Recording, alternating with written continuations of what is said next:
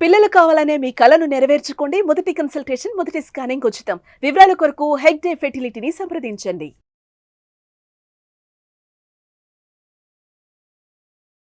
నమస్తే వేదప్రియారెడ్డి గారు. నమస్తే ఉషమ్మా. భార్యాభర్తల వివాహ బంధం ఎప్పుడైతే ముందుకెళ్తూ ఉంటుందో తెలుసో తెలియకో కొన్ని మిస్టేక్స్ జరుగుతూ ఉంటాయి.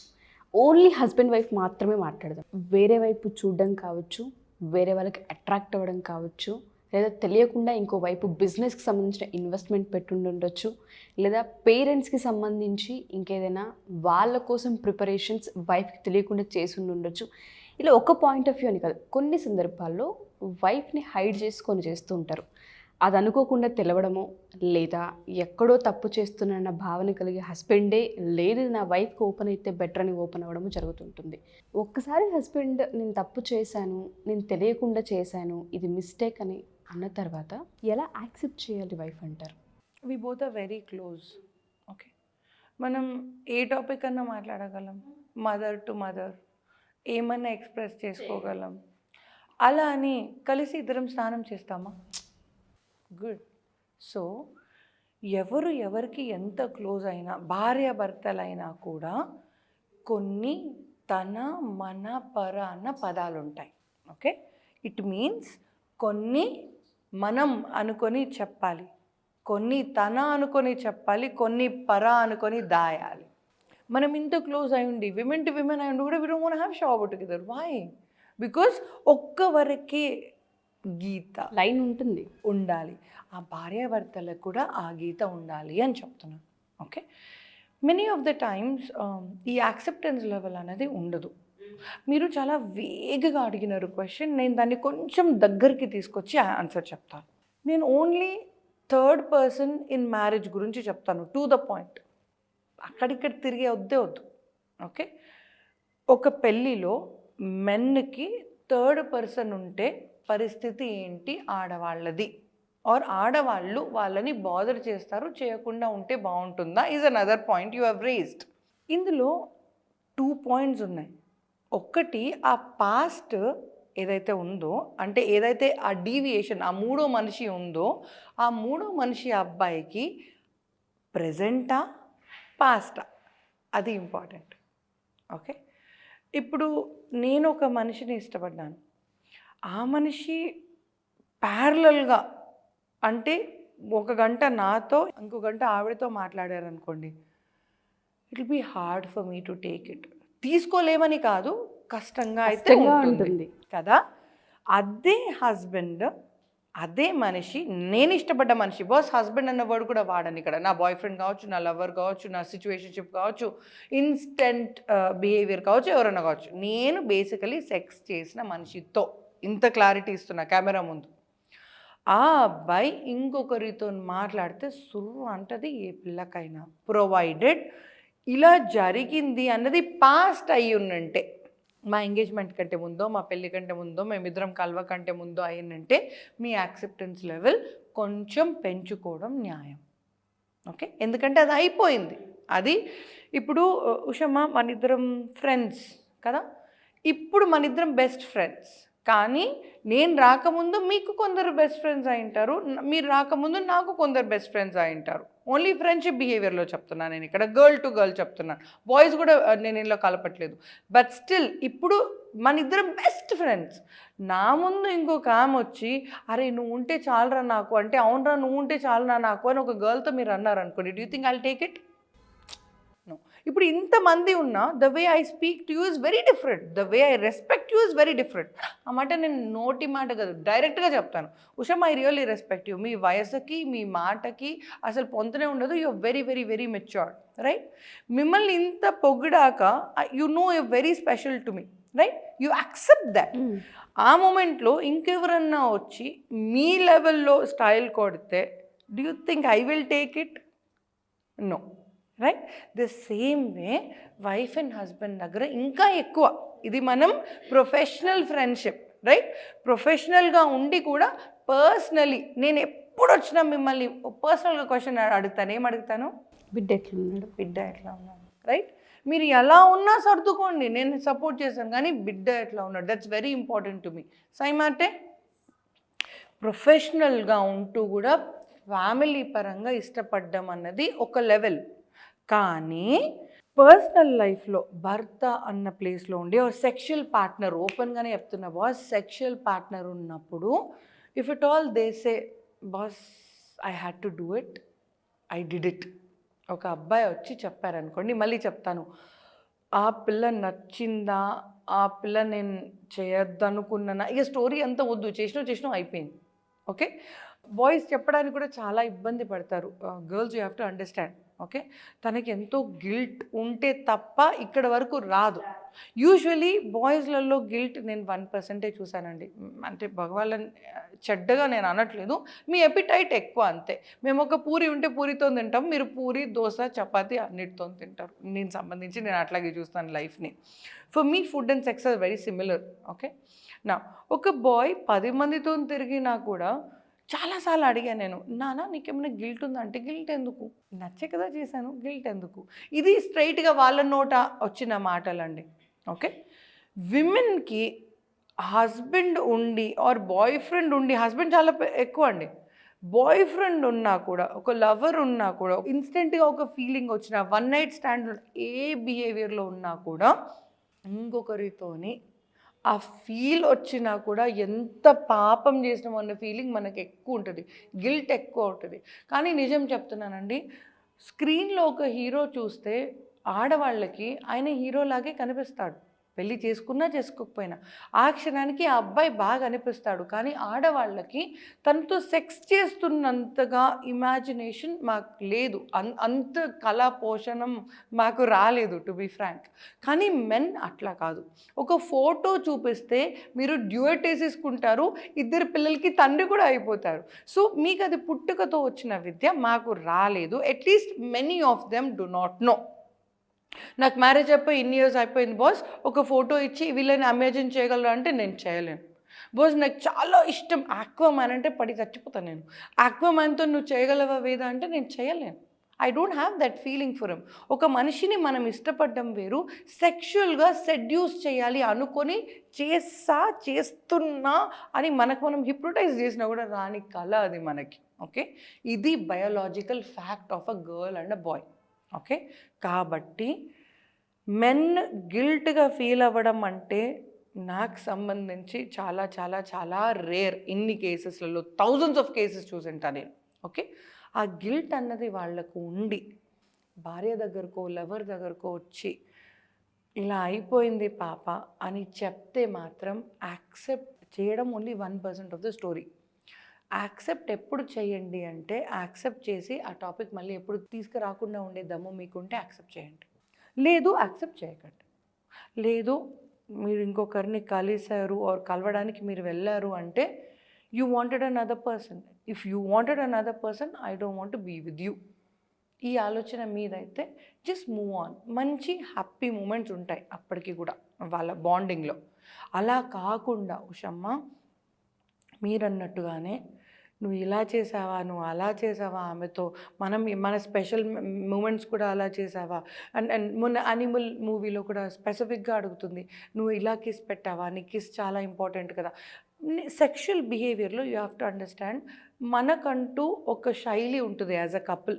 ఓకే, ఒక బాయ్ 100 మంది చేసినా కూడా 100 మందితో పెట్టే కిస్ చాలా డిఫరెంట్, ఒక్కొక్కరికి ఒక్కొక్కలాగా పెడతారు వాళ్ళు. Okay, it's not a skill, I should say that's how their brain works, that's how their thought process works from a psychologist point of view. Okay, కాబట్టి ఒకవేళ అబ్బాయి మీకొచ్చి ఐఎమ్ సో సారీ పాప ఇలా జరిగింది కానీ ఇంకో టైం జరగకుండా చూసుకుంటా అంటున్నాడా, అదొకసారి చూసుకోండి. లేదా నేను తనని ఇంకా నీతో పాటే మెయింటైన్ చేయాలనుకుంటున్నానా, ఇవి రెండు చాలా క్లియర్గా చెప్పమనండి. ఓకే, చేసావు దట్స్ ఆల్ రైట్. నువ్వు తనని నన్ను ప్యారలల్గా మెయింటైన్ చేయాలనుకుంటున్నావా, ఆ క్లారిటీ అడగండి. ఎందుకంటే నేను చాలామంది పెళ్ళిళ్ళలో చూశాను, 2 wives 3 wives, house ever man. ఒకవేళ అలా ఉంటే ఆ వైఫ్స్ వాళ్ళ యాక్సెప్టెన్స్ లెవెల్ హై ఉండింది. ఈ కాలంలో మనకు అంత లేదు బాస్, నిజం చెప్తున్నా. నానమ్మలు దానికంటే ముందు తంతలలో వెనుక తిరిగి చూస్తే 7 జనరేషన్స్లో వాళ్ళకి నలుగురితో తిరిగిన వాళ్ళు అలవాటు ఉంది అండ్ విమెన్ యాక్సెప్ట్ చేసినారు. ఇప్పుడు ఈ జనరేషన్లో మనం యాక్సెప్ట్ చెయ్యట్లేదు, యాక్సెప్ట్ చెయ్యాలనిపించట్లేదు. ఓపెన్గా చెప్తున్నానండి, నువ్వు పోతే బయటకి నేను కూడా పోతా అన్న మొమెంటంలో ఉన్నాం, రైట్? ఆకలి నీకెంతుందో నాకంతే ఉంది అన్న మూమెంట్ ఉంది. అది తప్ప ఒప్ప అది నేను చెప్పను, అది ఎవరి ఆకలి వాళ్ళది, రైట్? మీకు ఎంత ఆకలి అవుతుంది దాన్ని బట్టి మీరు వడ్డించుకోండి, తినండి. I don't want to talk about it, okay? But what I mean to say is, boys మీకు కూడా చెప్తున్నానండి, మీరు ఎంత గిల్టీగా ఫీల్ అయినా కూడా విమెన్ యాక్సెప్ట్ చేసి మిమ్మల్ని దగ్గర తీసుకోవడం వాళ్ళకి చాలా కష్టం. కాబట్టి నేను చాలా చిన్నప్పుడు చూసాను ఒక word, okay? I always think of it. ఎవరు హీరో ఎవరు హీరోయిన్ స్టోరీ నాకేం గుర్తుకులేదు, కానీ ఆ అబ్బాయి రాగానే ఆ అమ్మాయి అదే టచ్ అంటది. ఆ వర్డ్ వినగానే ఆ అబ్బాయికి స్విచ్ ఆఫ్ అయిపోతుంది. ఆ బిహేవియర్ ఒక్కటే గుర్తుకుంది నాకు, సినిమా అయితే గుర్తుకులేదండి. I was too little when I saw this movie, okay? So when you're talking about somebody else, అదేమవుతుందంటే ఇంత అన్నం తిందామని 10 రకాలుగా పెట్టుకొని దాని మీద ఇసుక పోసినట్టే. You can't eat that food anymore. ఆ అబ్బాయి మీద ఇష్టం, రెస్పెక్ట్, మోజు కాదు కదా ఇంకా ఏది మిగలదు ఆడపిల్లకి.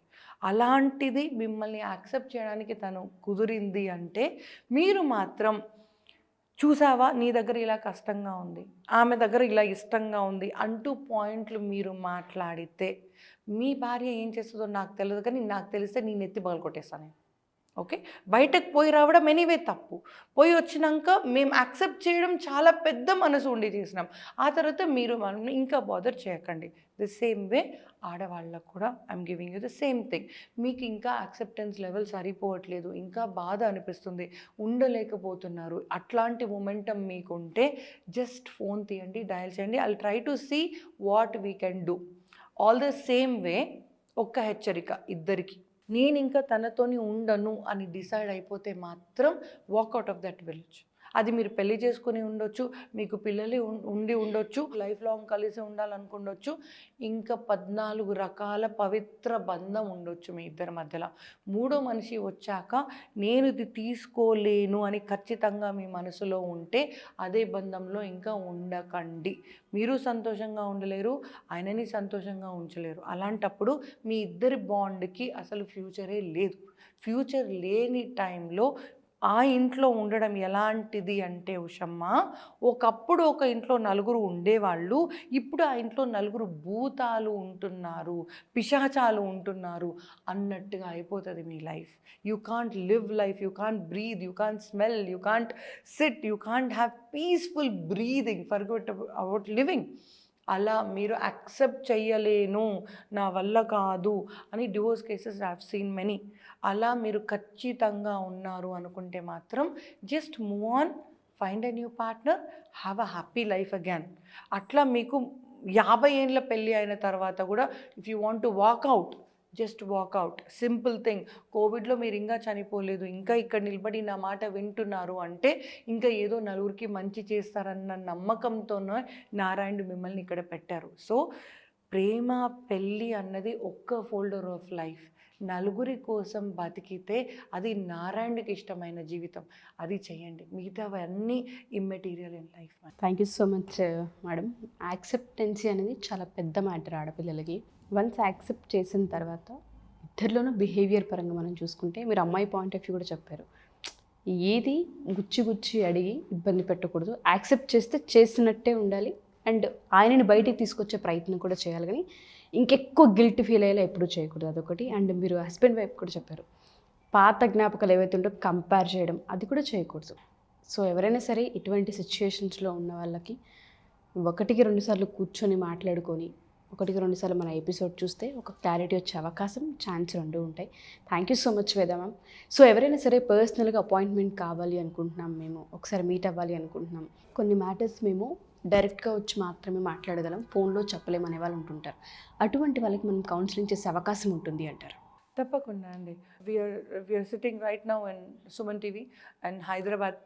సో మీరు హైదరాబాద్కి రాగలరు అనుకుంటే శుభం. ఫేస్ టు ఫేస్ మాట్లాడితే మెనీ థింగ్స్ తెలుస్తాయి. మెయిన్గా పేరెంట్స్ ఉషమ్మ, ఈ అడిక్షన్లో ఉన్న కిడ్స్ వాళ్ళ పేరెంట్స్ అయితే ఫేస్ టు ఫేసే మాట్లాడాలనుకుంటారు. I understand. మెయిన్గా విమెన్కి కొంచెం సెక్షువల్ బిహేవియర్ ఉన్న ఇష్యూస్ ఉన్నాయి. మెన్కి జెండర్ కన్ఫ్యూజన్ ఉన్న ఇష్యూస్ ఉన్నాయి. అలాంటివి ఫోన్లో మాట్లాడడం అంటే కుదరదు. కుదిరినా అది తృప్తి ఉండదు. తండ్రికి అయితే ఏమో తెలియదు కానీ తల్లికి అయితే ఉండదండి. I can connect from mother to mother. మీరు ఇక్కడికి రాగలరు అనుకుంటే బిలీవ్ మీ, నేను ఎక్కడ ఉన్నా I will try to come sit with you and speak. Mother to మదరే మాట్లాడుకుందాం. ప్రతి ఒక్క దగ్గర లీగలైజ్, మారలైజ్ అంటూ, ఎథిక్స్ అంటూ మాట్లాడితే ఎక్కడికి పోదు కథ. ఒక్కొక్కసారి మన బంగారం ఎలా ఉంటుందో దాని ప్రకారం కథ తిప్పాల్సి వస్తుంది. కాబట్టి మీ బిడ్డ గురించి మీకు తెలిసినంత ఒక సైకాలజిస్ట్ కాదండి, ఒక సైకాలజిస్ట్ కాదు, ఆ సర్వేశ్వరుడికి కూడా తెలియదు. ఒక బిడ్డ గురించి తల్లికి తెలిసినంత ఇంకెవ్వరికీ తెలియదు. అఫ్కోర్స్ ఆ తల్లి ఎంత హెల్ప్ చేయాలనుకుంటుంది అది వేరే పాయింట్. కానీ మీరు హెల్ప్ చేయాలనుకునే తల్లి అయితే మాత్రం, హెల్ప్ చేయాలి అనుకునే లవర్ అయితే మాత్రం మీకు మీరుగా తరలిరండి.